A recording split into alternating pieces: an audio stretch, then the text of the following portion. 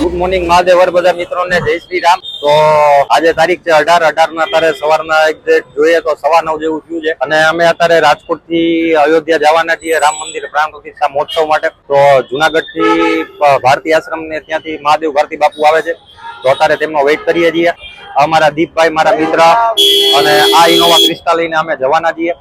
તમને આખી ગાડી બતાવીશ। ગાડી રેપ પણ આખો કમ્પ્લીટ કરાવ્યો છે તો બાપુ પણ આવી ગયા છે, બાપુની ગાડી પણ આવી ગઈ છે। તો હવે એમની સાથે જ આપણે સીધી મુલાકાત કરીશું।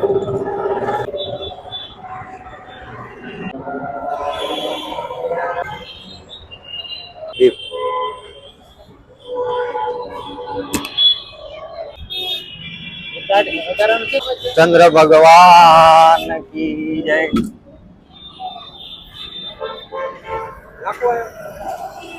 આપણે જે ગાડી લઈને જવાના છે આ ગાડી છે। તમને એકવાર આખી ગાડીની ટૂર કરાવીશ, કઈ રીતે જવાના છીએ, ક્યાંથી જવાના। તો તમને પણ રામલલાના દર્શન કરાવવાના છીએ તો બધા ત્યાં સુધી જોડાયેલા રહેજો। ઘણા વર્ષોથી જે આપણે રાહ જોતા હતા એ રામ મંદિરની પ્રાણ પ્રતિષ્ઠાનો મહોત્સવ છે અને એના અમે સહભાગી થવા જઈ રહ્યા છીએ। અને ખાસ કરીને આપણી ચેનલ વતી અને હું પોતે મહાદેવ ભારતી બાપુ કે જે જુનાગઢ ભારતી આશ્રમના લઘુમહાન છે એમાં આપણે ખૂબ આભાર માનીએ છીએ। તારીખના અમે આજ નીકળ્યા છીએ। આજે પેલું હોલ્ડરનું ઉજ્જૈન લઈશું તો જે આખી ટૂર છે, જે આખા દર્શન છે, પ્રાણ પ્રતિષ્ઠા મહોત્સવ છે એ આખો કાર્યક્રમ તમને બતાવવાનો છું। રામનગરી કેવી અયોધ્યા સજી છે એ પણ તમને બતાવવાના છીએ। તો મહાદેવ ભારતી બાપુ ખૂબ જ ઉમંગ અને ઉત્સાહથી આજે અમે આ યાત્રા શરૂ કરી છે। વર્ષોની પ્રતીક્ષા બાદ જે મેન મંદિરમાં, મુખ્ય મંદિરમાં ભગવાન રામલલા બિરાજમાન થઈ રહ્યા છે ત્યારે એક અમૂલ્ય લાવો, એક સૌભાગ્યની વાત છે કે અમે પણ આ ક્ષણના ભાગીદાર બનવા માટે, સાક્ષી બનવા માટે અયોધ્યા જઈ રહ્યા છે। ભગવાને અમને બોલાવ્યા છે અને અમારા નસીબ, અમારા અહોભાગ્ય કે અમે અત્યારે અયોધ્યા જવા નીકળ્યા છીએ। સાથે આપ સૌને જે લોકો મને જોઈ રહ્યા છે બધાને મારી અપીલ છે કે આપ પણ જ્યાં છો ત્યાં અયોધ્યા ઊભું કરો। આપના ઘરેથી, આપના આજુબાજુના નજીકમાં જે મંદિર આવ્યું ત્યાં મંદિરને સુશોભિત કરો, ત્યાં રંગોળી પૂરો, તોરણ બાંધો અને ત્યાં સમૂહ આરતી અને સમૂહ કીર્તન, સમૂહ ભોજન એવા આયોજન કરી અને તમે પણ આ કાર્યક્રમના હિસ્સેદાર બનો। તો આપણે એક્ઝેક્ટ અત્યારે લીંબડીથી 3 કિલોમીટર પહેલા પાટીદાર ફાર્મ હાઉસ આવી જાય છે તો ત્યાં જમવા માટેનો હોલ્ડ લીધો છે। આ આપણી પાછળ ગાડી છે તો એકવાર હું તમને ગાડી બતાવી દઉં કે કઈ રીતે ઉપર રેપનું કામ કરાવ્યું છે। આખી ગાડીમાં નથી કરાવ્યો, થોડોક એવો કરાવ્યો છે પણ ગાડી હાઇલાઇટ થાય એ રીતે કામ કરાવ્યું છે તો એ પણ હું તમને બતાવું છું। સૌથી પહેલાં જુનાગઢથી અયોધ્યા રામ મંદિર આવી જશે। રામ ભગવાનનો ફોટો પણ અહીં કરાવ્યો છે। પછી જે અહીં શ્લોક લખેલો છે એનો અર્થ એમ છે કે રામ જ ધર્મ છે, રામ જ સાધુ છે, રામ જ સત્ય છે, રામ જ પરાક્રમ છે, રામ જ સત્ય છે અને રામ જ સર્વસ્વ છે। તો અને રામ જ રાજા રહેશે અને રામ પણ આપણા દિલો ઉપર રાજ કરવાવાળા છે। અને હવે એમની જે પ્રાણ પ્રતિષ્ઠા થઈ રહી છે તો આ રીતનું કંઈક કામ કરાવ્યું છે। આ અયોધ્યા મંદિર જય શ્રી રામ, ત્યાં પણ ગુજરાતથી અયોધ્યા સુધીનું આ રીતે મેપ બનાવ્યો છે। ગાડીની બે સાઈડ આ રીતે કંઈક કામ થયું છે।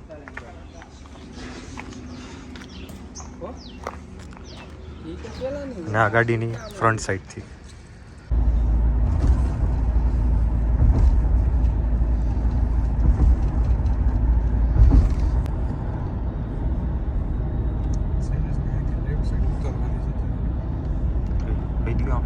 તો એક્ઝેક્ટ અત્યારે 11 વાગ્યા છે અને આપણે ઉજ્જૈન પહોંચી ગયા છીએ। આ શિપ્રાનો કિનારે આપણે ઊભા છીએ।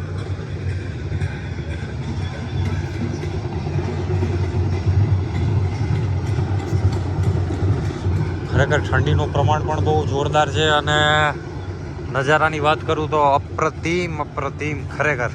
ગુડ મોર્નિંગ ઉજ્જૈનથી અત્યારે એક્ઝેક્ટ સવારના 9:15 જેવું થયું છે અને બધા એકદમ કમ્પ્લીટ થઈ ગયા છીએ। તો કંઈક આ રીતનો અમારો રૂમ હતો। એકવાર તમને રૂમ ટૂર અને બાજુ હોટલની ટૂર આપી। ખાઈ ન આવી તો અહીંયા શું આપણે ખાધું તો કચોરી અને જલેબી ખાઈ અને થોડાક શિપ્રા કિનારે થોડાક ફોટા પાડશું અને ત્યાંથી પછી બધા ભાઈઓ આપણા ફ્રેશ થઈ જાય પછી ત્યાંથી આપણે સીધા મહાકાલના દર્શન કરી અને અહીંથી ઉજ્જૈનથી એક્ઝેક્ટ આ શિપ્રાનો ઘાટ છે। બે બાજુ ઘાટનો ભાગ છે. ઓલું જે આપણે મેં કાલ તમને બતાવ્યું હતું ગુરુદત્ત અખાડો એટલે એક્ઝેક્ટ સામેનો ભાગ. આપણે આ બાજુ પછી ત્યાં રૂમ સારા નહોતા એટલે હોટલ ચેન્જ કરી નાખી. એટલે રહેવાની વ્યવસ્થા અત્યારે મેં તમને જે પહેલાં બતાવી એ રીતની કંઈક રહેવાની વ્યવસ્થા હતી. તો આજનો કંઈક ટોટલ કિલોમીટર 1000 કિલોમીટર જેટલી આપણે ગાડી ચલાવવાની છે. ઉજ્જૈનથી આપણે ટોટલ ઉજ્જૈનથી સૌથી પહેલાં આપણે જવાનું છે ઝાંસીથી કાનપુર, અને કાનપુર થઈને આપણે અયોધ્યા પહોંચશો.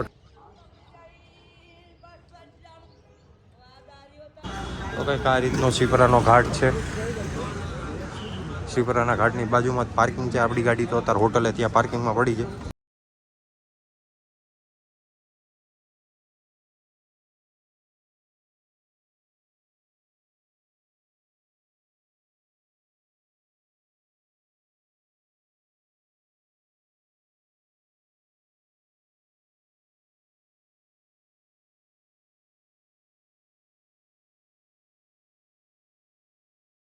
जय जय सिया राम, कैसे हो भैया?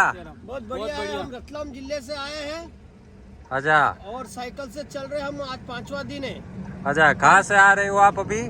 हम रतलाम जिले से आए। रतलाम। और अभी आप कहाँ पे पहुँचे हो? अभी हम यहाँ से हम कानपुर कल तक आप पहुँच जाओगे अयोध्या? 21 तारीख शाम को पहुँचेंगे। अच्छा, તો આપ તો તમે બધા જોયા હો કે આ ભાઈ રામ મંદિરનો જોશ અને રામ મંદિર માટે બધાને કેટલો હરખ અને કેટલો ઉત્સાહ અને ઉમંગ છે. ખરેખર અહીંયા ભયંકર આવી ઠંડી છે, જોરદાર ઠંડી છે, અને છતાં પણ આ બે ભાઈઓ ઠીક રતલામથી એટલે કે ઉજ્જૈન પાસેથી સાયકલ લઈ અને નીકળ્યા છે અત્યારે અયોધ્યા રામ મંદિર જવા માટે. હવે તો રસ્તાની અંદર ઘણા બધા બનાવ અને ઘણા બધા માણસો અને ઘણા બધા લોકો જોવા મળ્યા છે. તો બસ આ વાત માટે બધાને જય શ્રી રામ. જય શ્રી રામ. जय श्री राम। जय श्री राम। સારું ચાલો. ગુડ મોર્નિંગ, જય શ્રી રામ, જય દ્વારકાધીશ બધા મિત્રોને. તો આજની શુભ શરૂઆત 10:30 વાગે અમે એક્ઝેક્ટ કાનપુરથી નીકળ્યા જઈએ અત્યારે, અને હવે સીધા જઈએ છીએ અયોધ્યા રામ જન્મભૂમિએ. વાત કરીએ તો ભાઈ કાનપુર નહીં પણ રાજકોટ ઘરેથી નીકળ્યા ત્યારથી લઈને અત્યાર સુધી જે આખા દેશની અંદર પૂરો રામમય માહોલ છે, રામમય પૂરેપૂરો ભગવા રંગથી આખો રંગાઈ ગયો છે. એ જે જોઈ અને જે એ રસ્તાની જે મજા છે ને એ કંઈક અલગ જ છે. અત્યારે પણ કાનપુરથી નીકળ્યા ત્યારથી લઈ અને કાનપુરના હાઈવે, કાનપુર સિટી પ્લસની અંદર ટૂંકમાં જેટલા પણ બધા રસ્તા આવ્યા છે બધા રસ્તા પૂરેપૂરા ભગવા રંગ અને પૂરા રામમયથી રંગાઈ ગયા છે. તો તમે પણ મને જણાવજો કે તમે શું આ રામ જન્મભૂમિનું જ્યારે આપણે પ્રાણ પ્રતિષ્ઠા થવા જઈ રહી છે તો એ દિવસ નિમિત્તે તમે તમારા સિટીમાં, તમારા ઘરની અંદર કે આ પ્રતિષ્ઠા મહોત્સવની ઉજવણી કઈ રીતે કરીએ, પ્રતિષ્ઠા મહોત્સવની પણ ટૂર કરાવવાના છીએ.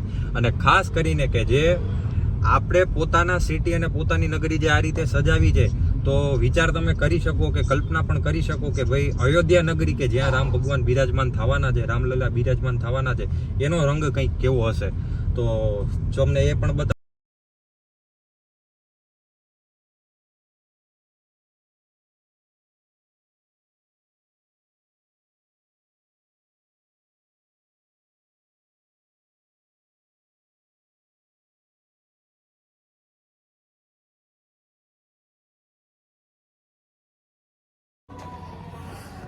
બધાને જય શ્રી રામ, મહાદેવર, જય દ્વારકાધીશ. તો અત્યારે એક્ઝેક્ટ અયોધ્યા પહોંચી ગયા છીએ. અમારી ગાડી પણ પાર્ક થઈ ગઈ છે.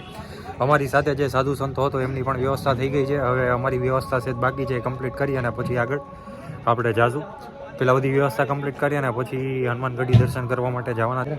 તમે અમારી પાછળ જોવો છો એ રીતની કંઈની વ્યવસ્થા છે. આજુબાજુમાં સંતોના ઉતારા છે.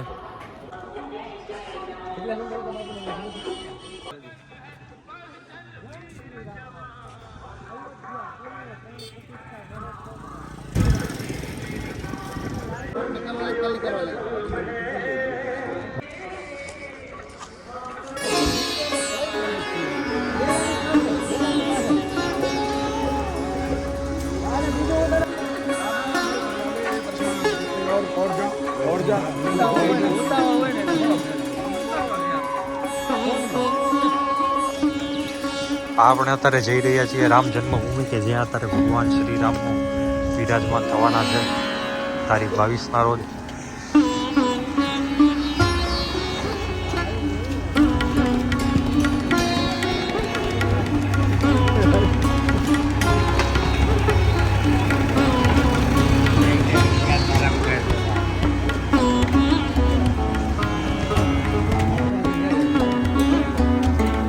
હા હા ત્યાં જ આવી.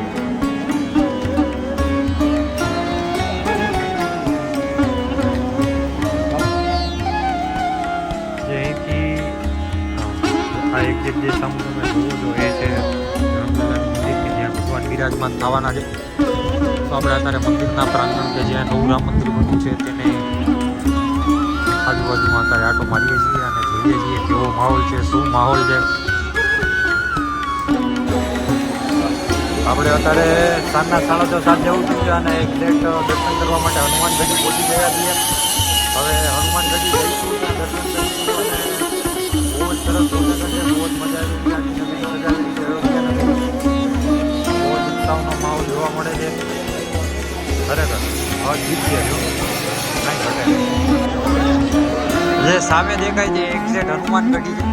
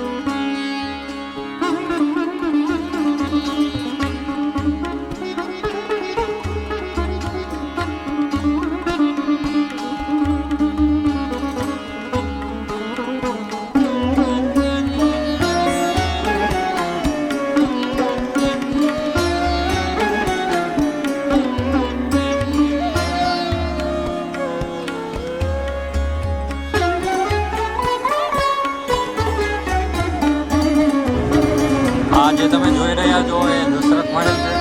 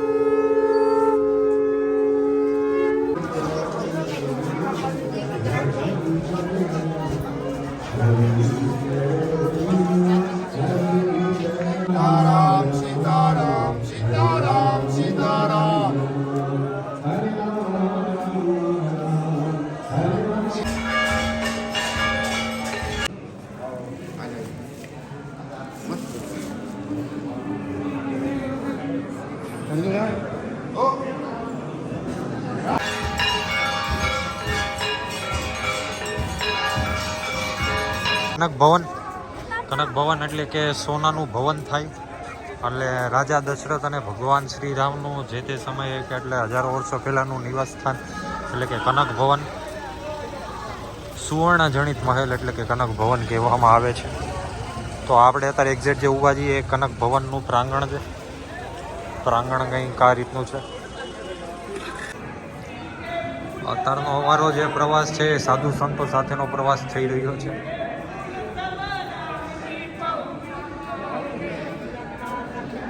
આપણે એક્ઝેક્ટ કનક ભવનની અંદર પહોંચી ગયા છીએ. સીતારામ.